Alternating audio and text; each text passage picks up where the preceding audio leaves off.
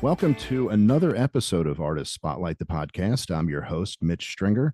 As usual, the podcast brought to you by your friends at the Maryland Photography Alliance, where you can check out everything they have going on in terms of contests and photo walks and events. And all the camera clubs that work with them are really terrific resources for photographers to go and learn more and meet people and expand this hobby, and in many cases, this career that many of our listeners have. This episode, I am pleased to be joined by really a phenomenal fine art and travel photographer, Jenny Nordstrom. Jenny's work is it's really beautiful, just going all around the world and capturing not only iconic images, but what I call them smaller images, in that they're almost like moments in time that if you're not paying attention, you can easily pass by. But yet when you see these photos, you think, oh my God, that is such and such a place. It takes you back there. It kind of tells a story. And so with that, Jenny Nordstrom, I'd like to welcome you to the podcast. Thank you, Mitch. I'm really happy to be here. So your story is unique to you, naturally, but it's also not unlike some in that as a professional photographer, you didn't start off that way as a career. How'd you get started in photography? How did that moment in time arise where you decided this is what you were going to be and have as a career? I've been creative for most of my life, and as an artist, I've done other mediums. I was actually in ceramics for a long time. If you had told me 20 years ago that I was a professional artist, I think I would have guessed that I was doing ceramics. The photography part was a little bit of a surprise, but I was married to a really fine photographer, amateur. He passed away about 14 years ago, but I have sort of picked up the mantle on the photography. And I know that we used to do a lot of work together. We used to go on trips and twin cameras, and that's sort of how I got into it, especially once my daughter was born and I had a very cute subject and started picking up the cameras that were sitting around a lot more. And I was a graphic designer, got laid off from my job about 14, 15 years ago. And at that point I knew, I was like, all right, let's go really do this. And so I actually went back to school for the photography to really make sure I had the chops to match the eye that I was pretty sure I had. And that's it. That's how I got here. And, it's interesting because I would say there is roughly a 50-50 split in the photographers I talk with who have had formal training coupled with on the job and mentoring and advice from colleagues, with those who are 100% self-taught or non-traditionally schooled. And in your case, what would you say that formal education kind of brought to the table that your work going forward after that would then further evolve? I mean, for me, it was all about getting the technique solid. I knew, like I said, I was pretty sure I had the eye. I felt good about like my vision as a photographer, but I also knew that I really did not have the chops to be hanging out my shingle yet. And I was like, all right, let's make sure that I do. So it was about, I think before that I always kind of had my camera on automatic and, nice camera that was doing all the creative decisions for me. So just getting to the point where I was able to be completely in control of my tool was really the thing that the school brought me. In addition to just learning things about, I did of course do a lot of portrait work there, lighting and, studio work and things like that, which wound up not being my passion or my path, but still extremely valuable information and learning. I was really grateful. The school doesn't exist anymore. It was the Washington School of Photography, but they had a great program there, and I learned a ton. So just a lot of different technical things, mostly. You mentioned you mentioned, yeah, well, business skills are, there's that feeling that people who are terrific artists are generally not very good business people, and vice versa. And if you can somewhat have a balance of the two, you're so far ahead of the game. Exactly. Yeah, it's still hard. I think anybody who has a creative mind has a really hard time focusing on business. I know I do, but I'm still grateful for that base that I got in school and from other, gurus over the years. Really. Well, and I have found that as a general comment, the photography community is maybe more open to having conversations photographer to photographer than maybe some other industries where people kind of corral in what they know and how they do it. And I don't know. I don't know if it's been your experience, but in my experience, photographers have generally been more open with, words to the wise and lessons and ideas than some other industries. Have you kind of benefited from that, as you've gone along? I think so. I mean, when I first got into photography, I was a lot more focused on portrait work, as I think most photographers do, just because that's where the money is when you're,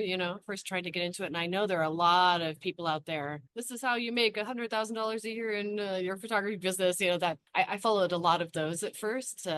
To help myself get on my feet as a photographer and as a new business owner. That was really helpful too. And I think you're right. I think that is something that the photography industry is more focused on, because it is really the difference between surviving and not. I think as a photographer, you really have to have those skills and know how to sell things to people and know how to like deliver what you need to deliver so that the people want to buy it. I think that's a whole skill set as well. You mentioned how there was a point in time in your photography, like most, where the camera was kind of on auto and off you went, and then as time goes on, you start to, if not go cold turkey and have everything be manual, you start to incrementally back off of those automatic modes, and maybe now you're choosing your aperture, or maybe you're choosing your shutter speed. And one thing though that you always choose, regardless of fully auto or fully manual or anywhere along that continuum, is your composition. And so my question to you is, you mentioned you had that eye, or had an eye for photography. I think, when people say that, I think I know what they mean. But when you dig deeper, what they mean can be different person to person. So to me, it means you can recognize within a busy landscape, a literal landscape or a landscape of people, buildings, activities. You can find the photo within the larger picture of the full scene that you see with your eyes. And then the second part of that is, where do I place that subject, that primary subject within the frame on my camera? So that's my very wordy, which is my way, kind of definition of eye. But how do you describe that in your way? I really think that it's pretty instinctive for me. Like I've certainly studied all the rule of thirds and leading lines and all the other sort of standard things that people tell you should be looking for. In the end, I don't think about any of that when I'm actually doing the photograph. It is, Mm-hmm. I think it's partly for me because I'm also a storyteller. So I'm trying to like tell as much of the story and balancing the elements so that they feel right to me. I actually have this, I don't know how anybody else experiences this. I actually have a physical sensation in my eye. It's almost like the focusing of a lens, that like I can actually feel it physically in my eye when I'm doing a composition. It's like I know it, I feel it like click into place, and I'm like, oop, there it is. I don't know if anybody else feels it that way, but I literally have that experience when I'm looking at a scene. Sometimes when the camera is on my face, and sometimes actually even just looking at it, I know I'm like, it's almost like it really is almost like a camera lens, except it's with my eye. I don't know. Do you remember several years ago that dream you had that someone had inserted a camera chip into your brain? That may not have been a dream. That's Okay. all I'm saying.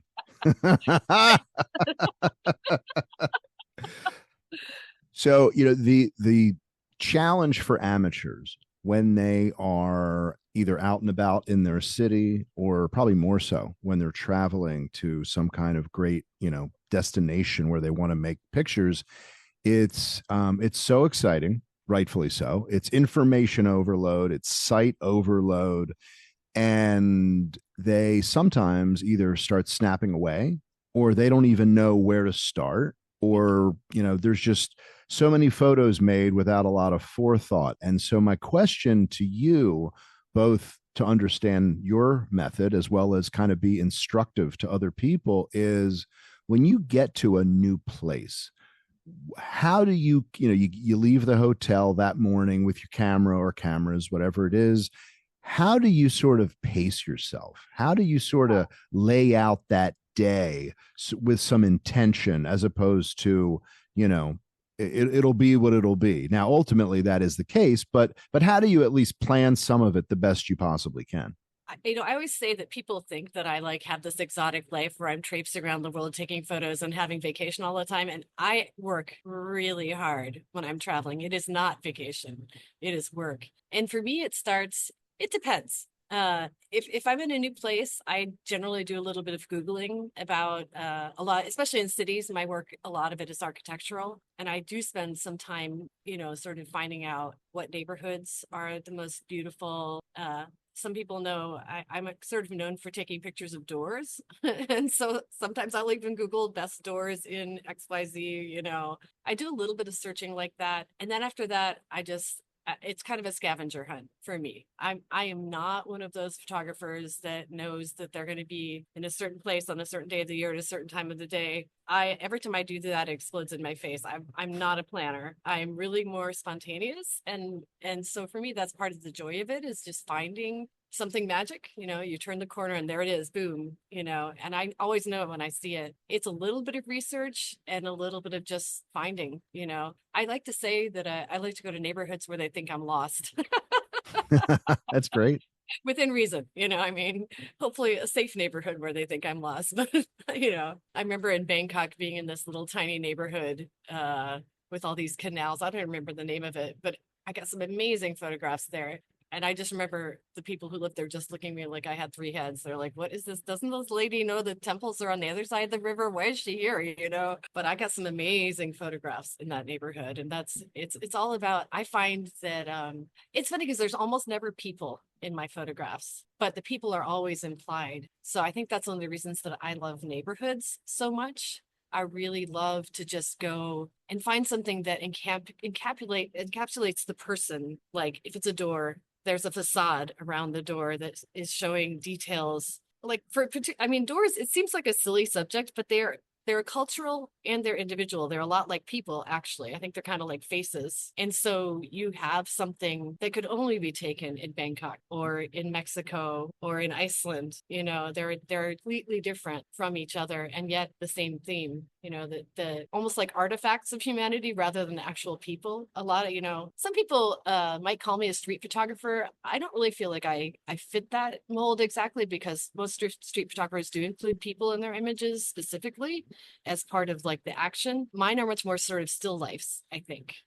like cultural still lifes. And they're capturing a moment, they're capturing a culture, they're capturing an individual place, but also, like I said, it's a personality thing almost, as far as I'm concerned. That was a bit of a ramble, but I hope that gives an idea of Oh, my.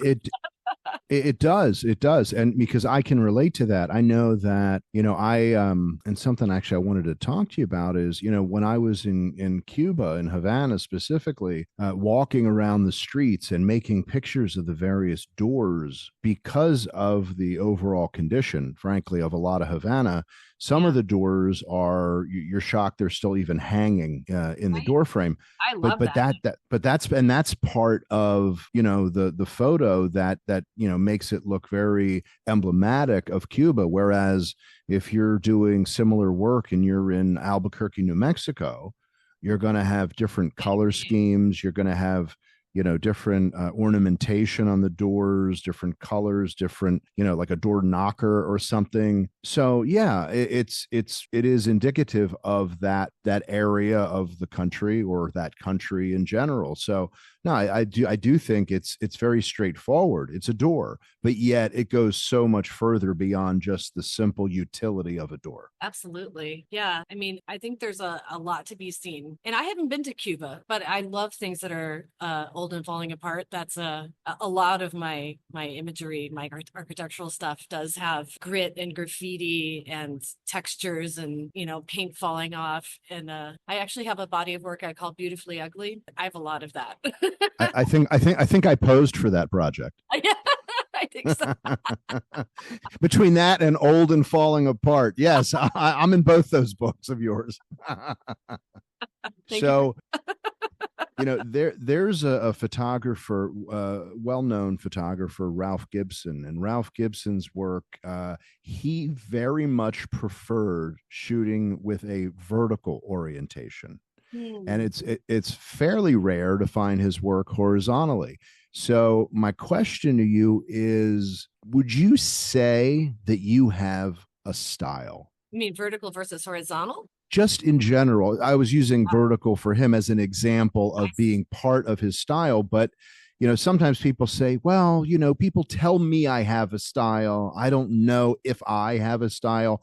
So do you consciously have a style, or do you feel like, oh, there's just certain things my eye is drawn to? I do think I have a style. My work is actually pretty diverse because I think, first a storyteller. So for me, when I'm traveling, I'm trying to capture the heart of a place. So sometimes the heart of a place for me is about landscapes. Sometimes it's about architecture. Sometimes it's more intimate details. So the story of the place is what drives me first. And I'm sitting here debating, they're on an even par. There's the story of the place, and the other thing that drives me is color. Color, I think, is the heart of my work, actually. And it's funny because I love black and white photography. Like, many of my favorite photographers are black and white, but it's not my voice. It's not my obsession. Color is where I start and where I end. And every step that I take as a photographer, from where I go to what side of the street I photograph on, to my editing, it's all in service of color in the end. So literally, like, I hate shadows, especially in architectural photography. I don't want any extra, like, sun on one part and dark in the other. That drives me insane. So I literally will just not even look at an entire side of the street because there's too much sun and shadows and things going on. Even if there's great stuff over there, I'll just come back later, and when the light is right for me. And I have done that. I would say color, consistent in all of my work. I would also say texture is something that really interests me. And just in general, again, I think between those two visual elements plus the storytelling part of it, those are the things that drive me as an artist and as a photographer. Look at me, I'm a walking rainbow. I'm like, I'm always all the color. Oh no, that's great. I mean, I know you've said and written at different points that you have an obsession with color, and I think that's great. And in tying in with that, a number of years ago, maybe it's 6-7 years ago, I don't know that it was new then, but it certainly became very in fashion, and that is the idea of HDR. And people would put these high definition filters on everything, and they would turn, kind of the beauty of nature, and they would turn understanding exposure into sort of this hyper realistic color. And so, even now I have a couple friends, and they'll post photos on their social media, or they'll send them, and the second I get it, it's instantaneous. You say that this wasn't how it was when you saw it. And so my question to you is, with a real focus on color, where is in your mind the line between really showing the beauty of that color and taking it too far? Like, Yeah. or is there a too far? You might say, no, push it as far as you want. The choice, if taking it too far is the choice. But Mhm. for me, I always have this fine line. I want it to be amazing but believable. So I always take it to a certain point in my editing. And I would say I'm right on the hairy edge. I mean, people do get surprised by my work. Sometimes they're like, were these really the colors? I'm like, no. Yes, but no. Right. Not exactly that. Right. Right? Like, I mean, I make no bones about it. I enhance my colors. I'm not going to apologize for that. That is part of my vision as an artist, is that's where I start and end, right? So, yeah, I think it is a fine line. There are other artists who do take it further. Great. no problem. But for me, I still have this desire to keep it within the realm of reality, at least somewhat. But I know that people, when they see my work, they're always struck. They always walk in and say, "Wow, look at the color." Like Mhm. that's how it starts. Well, and I've been fortunate to see your work in person over at the torpedo factory in Alexandria, Virginia, and one of the thing that sort of strikes me and kind of ties in with what you said is when someone sees your work, especially when it's a larger print, they're looking at the composition, the subject, the color, because a lot of these choices about purchasing prints has to do with a connection to that image, and also where am I going to put that. and and when you look at the colors in your work, which tend to be really colorful, I think a person is imagining their kitchen, their hallway, their bedroom, their family room, their office, wherever it might be, but they're already starting to figure out the colors in the photo and Sure. the colors of those rooms and what could be a good fit. Yeah, and I also think I print larger than a lot of photographers. And I also another creative decision that I made along the line is I focus most of my large prints on canvases. I do sometimes print on metal. I do sometimes print on acrylic, and of course, I have paper prints as well. But I really love printing on canvas. It's funny because a lot of times people think my work is paintings when they first see it, which I'm not trying to fool anybody. I'm not. I do call myself sometimes a painterly photographer because I think it ties into the color and the texture that I enjoy. The even colors that result from my photographing only in the shade sort of lend itself to the painterly look. But I think it makes my work also in person particularly look a little bit unusual because of the canvases. I just love how my work. I think it just really works with the aesthetic of my photography to focus on the canvases, and I really love how they look. It depends on the image. I find that it really is for me specific to the actual image. Like I have certain images that I never print on canvas. Like I have a Milky Way picture that I took in the Sahara Desert. It just gets lost on the canvas. It doesn't look right. I have a temple in Thailand that has a million tiny little details in the ornate gold work on the doors and all the everywhere. And that one I almost never print except for on metal also for the same reason. Like it benefits from that extra clarity and that detail. But for a lot of my work, especially the architectural stuff, I really love the canvas. And I love the gentleness and the softness that it gives to the work. Is it those fine details that you think kind of lend themselves to more of a traditional print or a metal print versus the canvas, that those fine details kind of for you? I mean, it's Or not not even. other work doesn't have details. I all I know is I know the image that's going to benefit on the canvas. That it tends to be architectural stuff that has some gentle gradients of colors in them. They just look really beautiful on the canvas, and I just love that. So although sometimes it's even landscapes, it really just depends. You And just see it and feel it, yeah, basically. and I always tell people when they're looking at my work, anything that I have would look great printed on anything, really. I just have favorite ways to print each image. They're kind of different animals. Yeah, no, it makes sense. Hmm. You've traveled extensively in the U.S. and all over the world. What places are on your to-do list next? Whether whenever that might be, but what Everywhere. places? Okay, I just got back from Japan. That was in the fall. I was there October into November. Beautiful. And I'm heading to Scotland actually in a few months with my family. We're doing a heritage trip. My sister and my parents and I are all just going to go travel all over Isle of Skye, Edinburgh, the whole Mm. thing. Really exciting. I have lots of other ideas. I just spent a weekend in Boston. I try to everywhere I go. I try to take some photography if I can, if I have time. Not only because then I can write it off as a business trip, Right, exactly. but also just because I find that when you do travel photography, people always are looking for specific places. So the more that I have available, the more likely somebody might connect with something. I maybe buy it for their walls. So Not a bad idea. yeah. So when you go to a place, be it Boston or Scotland, where Scotland, you're going to be in multiple places. You're going to have everything from cities to cityscapes to landscapes to everything.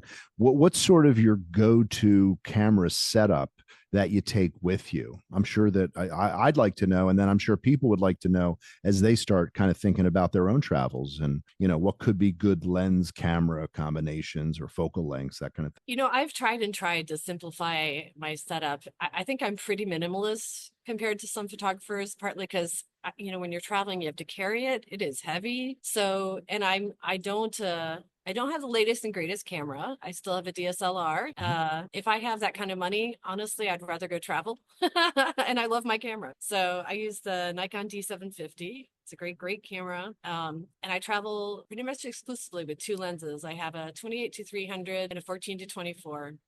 And with those two zooms, I find I can do pretty much everything I want to do. And then I bring, tripod, I bring all the chargers, I bring my laptop, I bring a backup drive. And even all of that is heavy. It adds up really quick because just for the traveling part, I find it so much, I'm so much happier if I'm not bringing, 15 lenses with me.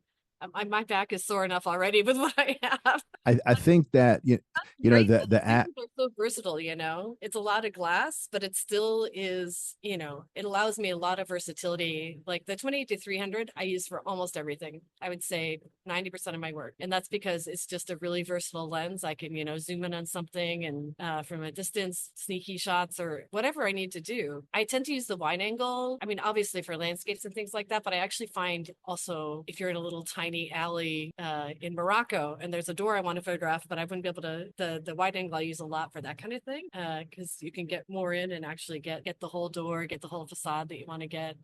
Yeah, so just keep it simple. When you do use that wider zoom, are you then tending to correct distortion with Yeah. software afterwards? Because you'd think you'd have a fair amount of. Yeah, I do. And I try to photograph with that in mind, knowing that I'm going to have to correct the distortion and crop it later. Yeah.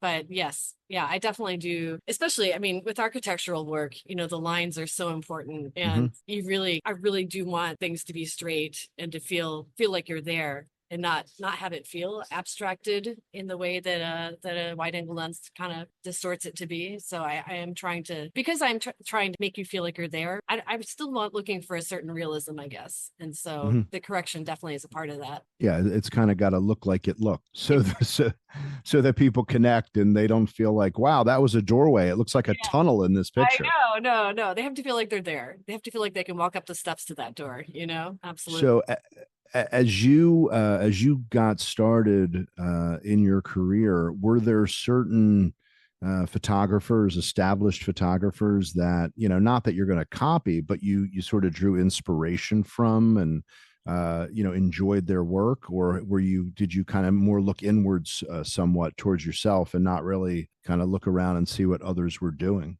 I have to say, I'm more of an inward instinctive photographer. Like I'm kind of terrible, honestly. I don't pay attention to a lot of what other people do. I think that's what helps me keep a more unique perspective. I mean, I know there's other people out there to take pictures of doors. I don't think that they necessarily do it the way I do. There's a rock group with that name too. That's true. I guess, I mean, Ansel Adams is an old favorite. I mean, Annie Leibovitz. I mean, people who do work completely unlike mine. I do think Art Wolf does gorgeous work. I think he came on my radar more recently, though. And actually, my late husband, his work influences me still. He had a much more minimalist eye than I. And there occasionally, I take pictures and I'm like, oh, that was a John picture. He's still with me. His eye is still with me. Sometimes I think I'm channeling him, that's kind of a beautiful thing. Absolutely. I think he would be so thrilled, honestly. Like he would be so thrilled and so jealous at what I'm doing right now. He'd be proud, but I think he would really he always said he wanted to be a photojournalist, which is not exactly what I'm doing, but like the kind of things that we used to do as sort of our passion. This is one of the things that connected us. Doing the photography together, and now I feel like I'm keeping things going. I even carry a few of his pieces actually in my art studio at the Torpedo Factory. He really was a very, very fine photographer. He had a wonderful eye. John Wanagus was his name. He did it great work, really nice. So I do like to keep him around. Yeah, no, that's great. Sometimes when people travel, I mentioned kind of earlier, they photograph what's right in front of them and they don't really have a game plan, but they say, "Oh, that looks nice," and sometimes that looks nice is literally the beginning and the end of the criteria to make that picture. And I have often advised friends that when they do want to dedicate some time on their trip to photography, give themselves an assignment. Mm, Give themselves a storytelling assignment. So if you're going to Edinburgh, Scotland, it's I'm going to get up earlier maybe than my travel companions. I'm going to shoot sunrise. Then, yep. so I don't ruin the trip, I'm going to meet my friends or family for breakfast. Then I've got the shots of the city waking up. Then we have breakfast. Then we're going to walk around as a group. And as the city is now, it's mid morning, I'm going to photograph the day starting to get moving in that city. And you're going to have people who are getting out and about to things. And so I advise them to tell a story. And then that will help drive some of their pictures because they're thinking about how can I tell the story? You, as a professional who are out there, when you are starting any given day and you're kind of looking around for photo opportunities, what sort of storytelling or through line are you thinking about when you're walking around with the camera? I don't know. Again, I'm not much of a planner. For me, my art is one of discovery. So when I'm really doing the work out there, I'm always just looking around for the inspiration. And like I said, I do research, sunrises and sunsets, best places to be for those, that kind of thing. And yes, of course, I'm often up earlier than other people to catch those. Actually, in Japan just now, I had a hilarious experience. There's this very iconic view, Kawaguchiko area for Mount Fuji. Okay. You've seen the picture. It's like you've got Mount Fuji, you've got this big red temple, and you've got like the trees, right? It's very iconic. And I was like, and I was in that area and I'm like, okay, let's get up. We're going to get up at 4 o'clock in the morning. We're going to hike up the 600 steps required to get to this point. We're going to get this sunrise shot. And I got there and there were, I am not kidding, about 30 other photographers there with their tripod. So Of course. I couldn't believe how many people were there. So I was not the only one with the sunrise idea, but and sometimes I travel alone, so it doesn't matter. I mean, Right. I find that sometimes I bring friends with me. I'm not that fun to travel with, for the exact reasons you just mentioned. I'm like, I'm not only taking pictures all the time, like every 10 feet, but also, doing things like having to get up early or being specific places at specific times. Yeah, it makes a big difference to your travel partners. Oh yeah. I mean, Yeah, I for the think if trips I'm yeah, doing you're with my right. family to Scotland, I think I'm going to be a little more chilled than usual. I'm not, my priority is to be with my family on this trip and get in as much photography as I can because it's a family trip rather than an actual work trip. Sure. But it's always a work trip for me.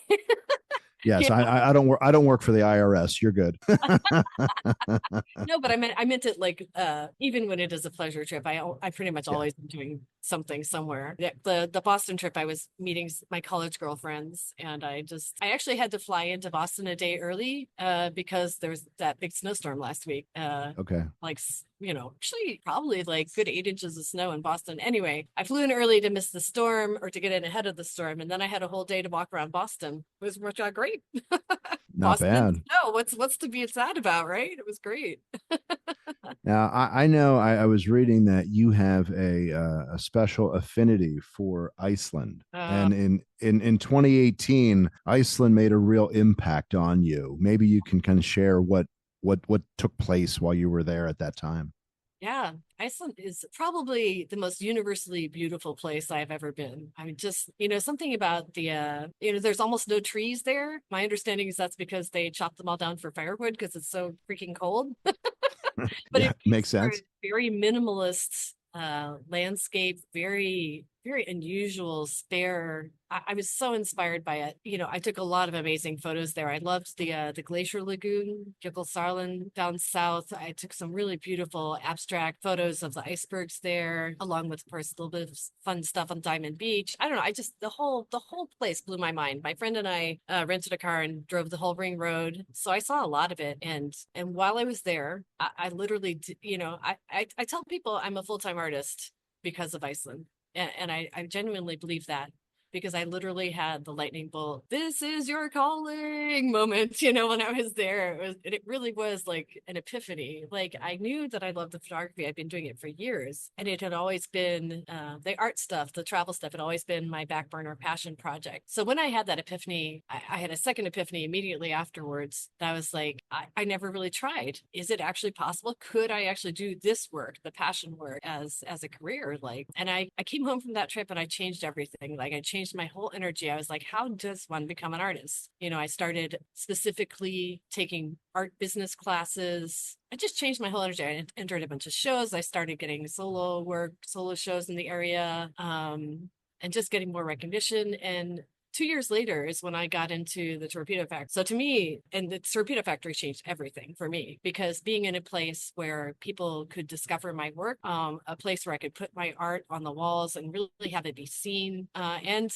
where I could sell my work, have people take them home and put them on over their couch. And that would just, it changed literally everything for me to be here. I'm, I I'm bet. so grateful still to the city of Alexandria for giving me this opportunity. And even coming in, I came in during COVID. December Oh, 2020 wow. still was, life changing. So to me, it's a straight, really like a straight thing. Iceland, 2 years later, Torpedo Factory, my whole life changed. Very. That's that's a lot. So when you go to a place like Iceland or any of the places you go, once you've returned and you're going through all your photography and you're choosing the ones you like, you're determining the ones to kind of publish and offer to the public. Do you tend to want to go back to some of these places where you think, well, next time I know what I would do more or I would do different? Or, once you've been there, do you feel like, well, I've been there, I've done that, I can wait a while and I can prioritize other places first? It depends on the place, actually. Like this is like Iceland. Hand me a ticket, I'll go tomorrow. Like that's one of those anytime, anywhere places. I had the same reaction to Norway. I would go to Norway anytime as well. And Where'd you go in Norway? oh, I had this crazy trip. It was my third trip of the year, and I'm a single parent. I was like, can I really do a third trip this year? But the airfare was $226 round trip. I was Oh, you like, got to go wherever Norway. it is. So I gave myself 9 days, which is really 7 days on the ground. So I just did this hop, skip, and jump trip. I started in Oslo, did this cute Norway in a nutshell trip where they put you on trains all over the place, and then a ferry. And then I went to Bergen and Ålesund. I drove up into the mountains in that area around Ålesund, which is the Geiranger Fjord area. And then I got on another plane and I flew up to the Lofoten Islands, which are stunning. Was hoping to catch the Northern Lights. They did not cooperate. It was a little too cloudy, but what can you do with a week-long trip? I mean, I was like, you never know when you're going to get back somewhere, right? Sure. So I always try to pack in as much as I can and try not to miss something. Like I could have skipped the Lofoten Islands and spent more time in the southern part of Norway, but I was like, I don't feel like I can skip those. They look too amazing, and that definitely is how it panned out. They were gorgeous. These cute little islands that are connected by bridges, really, really special. You know, I've talked to a number of amateur photographers, female amateur photographers, and maybe they don't feel like they've got a group to travel with or friends that have similar interests, and they say, is it safe to travel? I mean, As a woman on her own. I mean, have you had mostly good experiences, or do you have any sort of cautionary words to the wise in that regard, or not really? research on that. That is one thing I do research. If I am traveling alone, I always research, is this a safe place for a woman to travel alone? Mhm. Like Iceland, Norway, totally fine. Thailand, super safe. I probably would not have traveled to Morocco by myself. I did travel with a friend. We rented a car again, drove all over the country, had no problems really. I mean, it was really wonderful, but I'd heard enough stories. I was like, I wouldn't have done that one by myself. I think it's smart as a woman to be cautious, and things can happen Mhm. anywhere. I traveled all over Mexico actually by myself. That could have been a dangerous place, but I never felt unsafe. I took the local buses. I said something can happen anywhere, right? So you just have to be smart. And I'm a city girl, I keep my street smarts around me at all times. I try to be really careful about flashing the camera. I think that's one Hmm. thing that you do have to be especially careful about. I have a strap that can't be cut through. And I don't travel with a camera bag. I carry just a normal sort of purse bag that I throw the camera into so it doesn't look like it's anything expensive Hmm. or fancy. So, I try not to make myself stand out too much. But, Yeah, no, that's in good certain advice. countries, you're going to stand out no matter what. Like, it's not like I was going to blend in Morocco or Japan That would be or true. That would Thailand. be true. With social media being as big as it is, and there's no reason to think it's not going to continue at this pace, or maybe even several times the intensity that it is. From an artist perspective, social media, is it a friend or is it a foe? Does it help? Does it help you, or is it really maybe not quite so helpful? I think it helps me. I think all marketing is helpful. I mean, social media is marketing. I always, especially as an artist, it's one thing if you're a portrait photographer, you're selling people themselves, right? But Hmm. selling somebody art is a totally different thing because it's a luxury thing and it's optional. And when people discover you as an artist, they may not be ready to buy art at that moment. Hmm. So as an artist in particular, I think it's super important because the thing you have to do through your marketing and through your Instagramming or whatever is to remind those people who fell in love with your work that you're out there. So it's like, bing, here I am, bing, here I am. And then when they're ready to buy art, you might be the one that they think of if you do it right and if they really did love your work and connected with what you're doing. So for me, social media is definitely really important. I also have a really nice email list that I work hard to keep not spammy and nice. Like I send out travel logs. People love those. I think that keeping in contact with people who love your work is vitally important as an artist for that reason. Because otherwise people might forget. Like even if they have their business card, it might be shoved in a drawer for years, right? And they forget all about you. So the more that you can get yourself out there, I think it could be considered a foe because it's hard to find the time. It takes a lot of energy. That's my struggle. But I am always glad that I post. I always think that helps me and it helps people remember that I'm out here doing this work. So I see so many people who go to a particular place, and it's all about the selfie with the Eiffel Tower behind them, and it's all about the I do Leaning this too. Tower of Pisa. And it's but I think in a way, probably like a lot of social media, it's look what I did, look where I am, and that's the focus. It's not this is where I am, learning about the place, understanding the tradition, understanding the history. Oh, and by the way, I'm here, so I'll take a picture. It's really, I want to get the picture, then I can get on the bus and go to the next Instagrammable place. I know I hate that. And the thing that really has connected with me is, as I've traveled quite a bit, is I now try to do a lot of research about the history of a country, of a town, of a people that I'm going to visit, because I might see a building that architecturally looks very mundane, but that building could have been the former capital of that country, or that building could have historical significance that you wouldn't really know if you hadn't researched it. And especially if you're getting a little bit off the beaten path and you're not going to visit the top 5 tourist destinations when visiting some city. There's a million of those kind of channels on YouTube, the 5 places to visit when you're in Bangkok, but it's understanding more about that place you're visiting lets you just really understand where you are and get a lot more out of that visit, not just photographically, but in totality. And I guess if I were to say what I think the downside of social media is, the upside may be that people are traveling, but they want to copy those top 5 Instagrammable places that everybody else did. But there's another 100 places that they don't even know to go. Yeah, exactly. I mean, it's hard too because the algorithm does reward selfies and it rewards faces. And I do find that I actually do post selfies of myself sometimes. on my Instagram, partly because people do want to connect with the artist. They want to Mhm. know who you are, and so you sort of become part of your brand, I think. Sure, you absolutely. Yeah, so people like to see the faces, and I have to say, those ones almost always get the most engagement. Like Mhm. I get the most likes on the ones where I'm smiling into the camera and there's something behind me, you know? So it is what it is. I think anytime that you're reminding people that you're out there is a valuable thing, but I totally hear what you're saying about getting exactly the same photo. I remember in Thailand, I heard about this view looking over one of the beaches where I was, and I went and Mhm. found it. It turned out to be this incredibly difficult climb. You had to use like ropes. It was muddy. It was all these like tree roots. It was like, it was really steep. It was incredibly difficult to get up there. And I got up there and it was a beautiful view. I was taking really gorgeous pictures of it. And these two girls came up and they asked if I could take a picture of them. And this is literally all they did. They stood side by side facing the view with their arms like they did this. And I took the picture and then they left. I Mhm. don't even looked at it.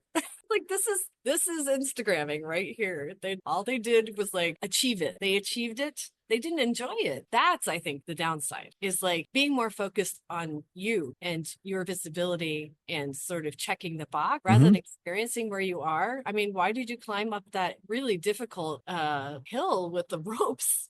And not even really look, you know, I guess they had their next Instagram place to go to or something. I mean, I was like, wow. Anyway, Yeah, I remember I was at a pretty neat like bar restaurant, and I'm just sitting there with a drink, and I see these five young women come in all together, and look like they were out for the evening. And I next thing I know, like one by one or two by two, they all sort of plop down in these really cool, unique chairs, striking these poses. Their friends photograph them, and they leave. They yeah, didn't order a drink. They didn't hang around and actually talk to one another. It was literally about it's what's just the most it was what's the most inexpensive way to make it look like we're actually here having fun. We're going to pretend we're having fun. And yeah, at, that's a faux part. That is definitely the part that is the downside for sure. Whatever hey, balance, it's a tool. It's a tool like any other thing that you're doing in a business, you know. I mean, yep. but I also really even I, you know, I think anybody who views the world through a lens at all struggles with making sure they also enjoy where they are. I certainly have those moments. I'm, you know, traipsing around a neighborhood and maybe I'm only focused on the photography and I miss people or I miss, you know, a really great restaurant that I might have maybe stopped at. I mean, it's difficult to do it all when you're so focused on one particular task, right? And it's Mm-hmm. easy to get stuck behind the lens. I am really trying to get better at that. My daughter actually is really good at reminding me of that. We went to Costa Rica a couple of years ago, and you know, she's 18, and I guess she was about 16 then, and she didn't want to do anything except for sit by the pool and like sit on the beach. And I was like, "But we're in Costa Rica. We have to go see." Yeah. Then she's like, "Mom, I'm on vacation." Right, of course. That uh okay, you're right, you're right, you know, and we when she and I travel together, we have to have this balance where we have the time at the beach because she only wants to mhm. go to beaches. We have to have our time at the beach, and then maybe she sits at the beach and I go off and do something. Okay, You know, that works. way to make each other not completely crazy. But I've also I've started to actually take a lesson from it too, because what I realized is that because I work when I travel, I don't ever have vacations actually. I Mhm. mean, it's always me with the camera. So I've started to try to settle in with her and really enjoy the beach, which sounds ridiculous. Like, why should that be so hard? But it is just, I think if you are impassioned by what you do, it is hard to turn that off. So that's been my life lesson is trying to learn from my daughter and learning to value the vacation time and the relaxing. Well, yeah, because Balance. your muscle memory is looking for composition and Absolutely. making pictures. And I can't turn that off. Literally, it's on all the time. I'll be driving down the street and I'm like, there's a door. Exactly. I can't turn it off. So many great terrible dad jokes like one door opens or closes, another one opens. You could go on and on. So, you mentioned earlier Art Wolf. One of the things that Art taught me was taking the camera away from my eye and looking not only in front of me, looking behind me, looking Yep. up, looking down, looking closely, very closely. It could be the abstract images that the rust in a metal door have. It could be, the rust or discoloration or patina of a door lock or a door handle or a wall of a building. And I think for me, when he sort of unlocked what otherwise would seem like a somewhat obvious thing to do, look around, Yep. I realized that anywhere I'm standing has an almost endless number of photo possibilities. You just have to know where to look. Absolutely. And I do think that is my superpower is I see all the things, I definitely do all the whole looking in front, looking in back. It's like a constant radar trying, to see the things and to see what's special in a particular moment. Yeah, yeah, no question. It's for me, it kind of opened my eyes tremendously. And I know that for amateur photographers, when they pick up a concept and they add it to what they know, their world opens up tenfold from what they started doing before they had that additional layer of knowledge. And then as they layer on more little details and nuggets of knowledge, suddenly they go from I take pictures this way to suddenly there's an endless number of ways to take a picture and look for a picture and story to tell. And then of course the rest of their family can't stand them anymore, but they're happy. And I do think also, I mean, there's value in that because, I think anybody who's starting out in photography, you take pictures based on other ones you've seen when you start. And then, you're emulating something you've seen somebody else do. And then eventually, the more and more pictures you take, then your style finds you, your subject finds you, your themes find you. And life changes those things. Like actually one of my I have a secret body of work that nobody's really seen very much of. I take pictures of cemeteries everywhere I go. I'm not Mm. really sure why. I find them really interesting and peaceful. I Hmm. actually think it might be because I lost my husband, that there's some sort of, connection there. Okay. And this is I think someday that's going to be like a show, but who knows? It might just be my little private body of work, but it's my body, it's my theme, right? And that's something that came to me at some point. I find, and I think also maybe not just a storyteller, I think I'm also a collector. So one thing I do, it's sort of like the door thing. Doors are different in each country, and so are cemeteries. True. I bet the different cultural traditions, like in Mexico, they tend to bury entire families in the same plot. Okay. And so they have, instead of one cross at the top of the grave, they have like 10 of them stacked in front of each other. Oh wow, I It's didn't know really that. interesting. And Moroccan ones are very like raised and I don't know, like they have like really ornate Arabic lettering. And anyway, the point really is that if you're a collector, you're always looking for different things to add to the collection. And Sure. this is an ongoing theme for me as well. I don't know, you Oh, find your oh, work finds you. I know in Boston there is a great old cemetery. It's kind of on a hill. I don't know if it's Bunker Hill, but there's a great old cemetery in the city, and it's really interesting. You're smiling. So did you go visit that while you were there? I don't think I did because Okay. I only had a day. So I went to Beacon Hill and I went to, Cambridge. I was staying in Cambridge and Okay. but I did think about it at one point and you can't catch everything. No. Well, with the cemetery, one thing's for sure, it's not going anywhere. True. So they're not going to say, guess what we just renovated. That's not going to happen. It's going to be right where it is. So the next time There's you one near my house that I'm obsessed with that I go to all the time. I mean, different seasons, they look different all the time. I have some really beautiful pictures from there. I mean, Well, I know, Jenny, I know that people are going to want to follow your work. Certainly if they're, in the Maryland, DC, Virginia area, West Virginia, Delaware, they can stop by, spend a great day in Alexandria, Virginia, and they can see your work at the Torpedo Factory. But for people who might be more remote, who just do want to follow it and see your work online and maybe reach out to you with questions about prints and everything else, what's the best way for people to discover and follow your work? well, I am on Instagram, as I did mention. Jenny Nordstrom Photography, Jenny with a Y. Nordstrom, like the store, no relation.